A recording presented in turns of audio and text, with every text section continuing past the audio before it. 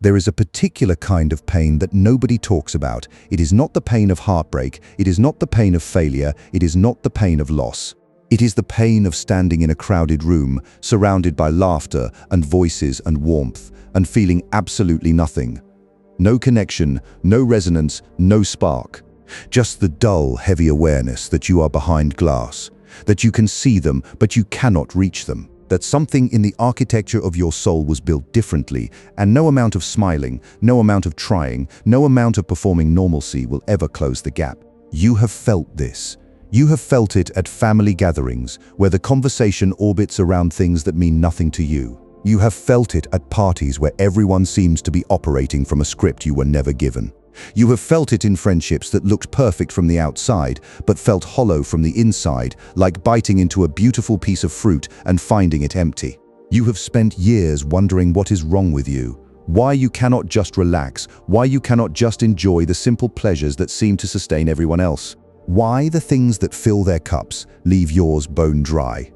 Friedrich Nietzsche would have recognized you instantly. He would have looked at you the way a surgeon looks at an X-ray and said, "There it is. That is the fracture, that is the place where you broke away from the herd, and it is not a wound. It is an evolution." Nietzsche was the loneliest philosopher who ever lived. Not because he could not attract people. He was charismatic, brilliant, intense. People were drawn to him, but he could not keep them. Or rather, he could not keep them without keeping the lies that came with them. He lost his best friend, Richard Wagner, because Wagner needed disciples and Nietzsche refused to kneel. He lost the woman he loved, Lou Salome, because she saw his intensity not as devotion, but as danger. He lost his academic career because the university could not contain the size of his thought. He lost his health. He lost his sanity. He lost everything. And in the ruins of that loss, he built the most ferocious philosophy of individual power the world has ever seen. He did not build it despite the solitude. He built it because of it. Today we are going to walk through 7 signs that you were not just shaped by solitude, but born for it. These are not personality traits you picked up from a rough childhood or a bad breakup. These are structural features of your psychology. They are the markings of a mind that was designed from the ground up to operate outside the herd. By the time we reach the 7th sign, you will understand something about yourself that you have been circling for your entire life without ever being able to name it. And once you name it, you cannot unknow it. You will have to decide what to do with the knowledge. That decision will define the rest of your life. Sign 1. You feel a physical revulsion toward inauthenticity. Not discomfort, not mild annoyance. Revulsion. The kind that sits in your stomach like spoiled food. When someone laughs at a joke that is not funny, just to maintain social harmony, something inside you tightens. When someone agrees with an opinion they clearly do not hold because the room expects them to, you feel a wave of something close to nausea. When you watch people perform their personalities, adjusting their voice, their posture, their beliefs depending on who is in the room, you do not think they are being polite. You think they are dying, slowly, voluntarily, cell by cell. Nietzsche despised this. He called it the morality of the herd. He saw it as the single greatest threat to human potential. Not war, not famine, not disease, conformity.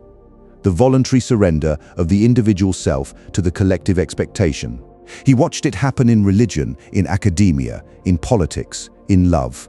People trading their authentic impulses for the safety of belonging. And he understood that this trade was not free. The cost was the soul, not in a religious sense, in a psychological sense. The part of you that is uniquely, irreducibly you. The part that cannot be replicated or replaced. When you hand that over to the group, you do not gain safety. You gain a coffin that moves. You have always sensed this. When you were a child, you watched adults say one thing and do another, and it confused you. Not because you did not understand hypocrisy, because you did not understand why no one else seemed bothered by it. You thought maybe you were being too sensitive. Maybe you were being judgmental. Maybe everyone else knew something you did not, but the years passed and the revulsion did not fade. It deepened, it sharpened. It became a blade that cut through every social interaction, separating the real from the performed, the authentic from the theatrical. And eventually you realized the terrible truth. Most of it is theater. Most people you meet are not people, they are performances of people.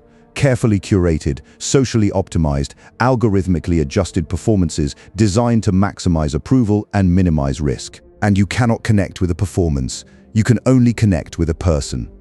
Since so few people are willing to be a person, you walk alone. Sign 2. You require meaning the way others require oxygen. There is a baseline of purpose below which you cannot function, not will not, cannot. When your life lacks meaning, you do not just feel sad, you feel physically ill.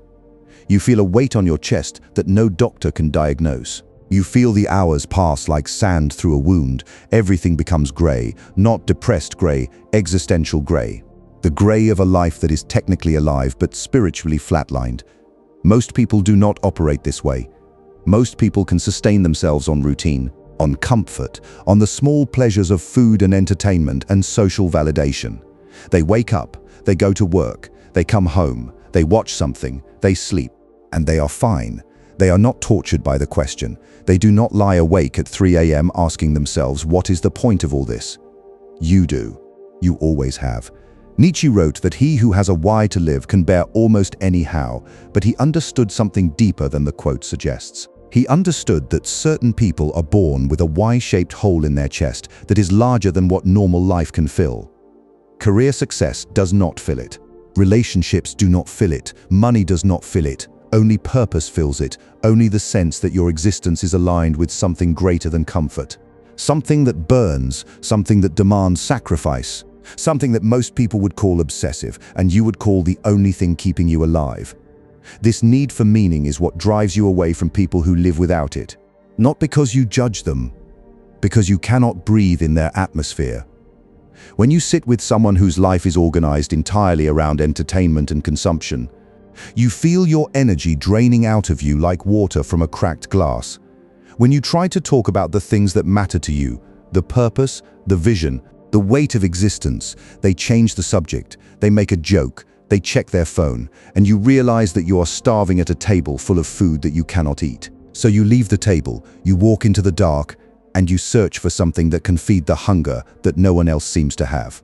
Sign 3. You see through people instantly, and it terrifies them. You do not read people, you decode them. Within minutes of meeting someone, you have already identified the insecurity they are compensating for, the trauma they are performing around, the lie they are telling themselves to get through the day. You do not do this on purpose. You cannot turn it off. It is the way your mind processes human beings. Not as faces and words and social roles, but as patterns, contradictions, and hidden architectures. Nietzsche possessed this ability to an almost supernatural degree. He could meet a man for 5 minutes and write 10 pages about the unconscious forces driving his behavior. He saw through the morality of his time and identified it not as goodness, but as weakness disguised as virtue. He saw through religion and identified it not as faith, but as fear dressed in ceremony. He saw through friendship and identified that most of what people call loyalty is actually mutual dependence wearing a more attractive name. When you carry this kind of perception, you become a mirror that people did not ask to look into. You reflect back to them the things they have spent their entire lives hiding. And they hate you for it, not because you said anything. Sometimes you do not have to say a word. They feel your perception. They feel that you see behind the curtain. And that feeling, the feeling of being truly seen by someone you cannot fool, is one of the most terrifying experiences a human being can have. So they retreat. They call you intense. They call you intimidating. They stop inviting you. They build walls specifically designed to keep your gaze out, and you are left standing in the clarity of your own vision. Seeing everything, connecting with almost nothing. Sign 4. You have an almost pathological need for sovereignty. Not independence. Sovereignty. There is a difference. Independence is not needing anyone. Sovereignty is not being owned by anyone. You can accept help, you can accept love, you can accept partnership. But the moment someone tries to define you, to control your schedule, to dictate your beliefs, to install their expectations inside your operating system, something in you activates a primal, non-negotiable resistance, a line that cannot be crossed. Nietzsche built his entire philosophy on this line.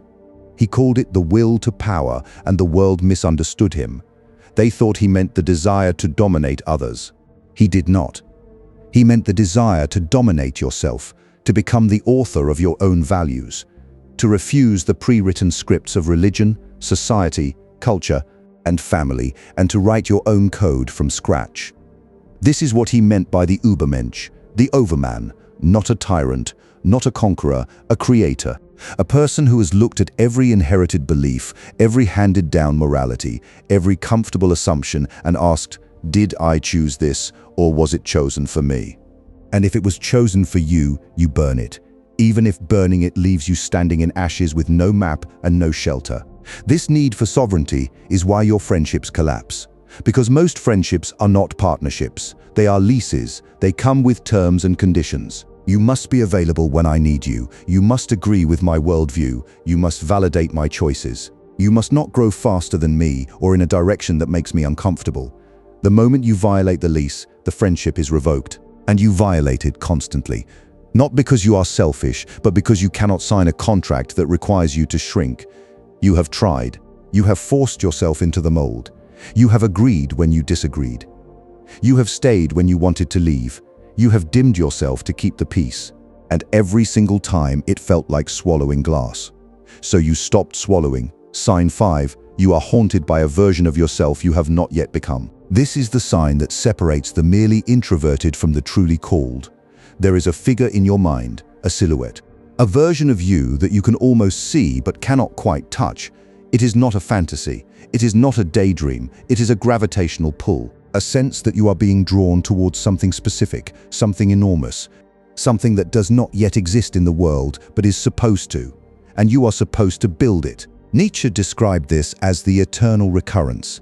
He asked if you had to live your exact life again, infinite times, in every detail, would you say yes? It was not meant as a thought experiment. It was meant as a test of whether you are living the life that is yours or the life that was assigned to you.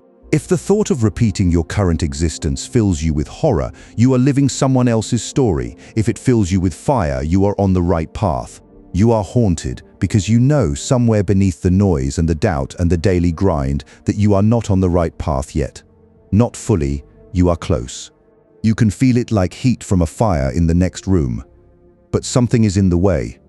Usually it is the people. Usually it is the obligations. Usually it is the version of you that the world has agreed upon and expects you to maintain. The obedient son, the reliable friend, the good employee, the normal person. These roles are chains, and the ghost of your future self is standing on the other side of those chains, waiting for you to break them. This haunting makes normal life unbearable. How can you care about a promotion when there is an empire in your mind that has not been built? How can you care about a social calendar when there is a masterpiece clawing at the inside of your skull? How can you settle for comfort when there is a war inside you that can only be won through creation? You cannot. And because you cannot, you walk alone. Not away from something, towards something that only you can see. Sign 6. You have already survived a destruction that should have ended you. Nietzsche wrote, "What does not kill me makes me stronger." The world turned it into a bumper sticker.